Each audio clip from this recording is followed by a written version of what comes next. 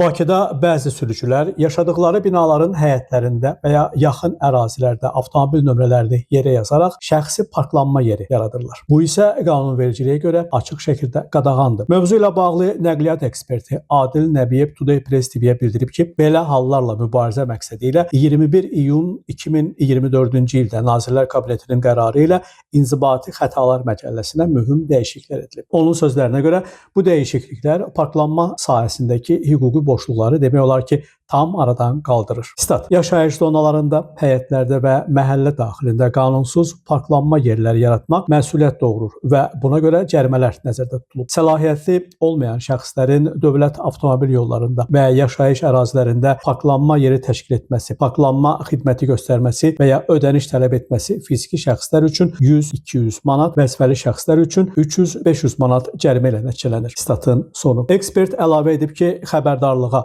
və cəriməyə baxmayaraq şəxs qanunsuz fəaliyyətini davam etdirərsə, 15 günədək azadlığın məhdudlaşdırılması və 1500-2000 manat arasında cərimə tətbiq oluna bilər. Adil Nəbiyev həm ərazilərin səliqəsi, həm də təhlükəsizliyi baxımından belə hallara qarşı ciddi nəzarətin zəruri olduğunu qeyd edib. Türkan İskəndərli, Namiq Abbasov, Today Press TV.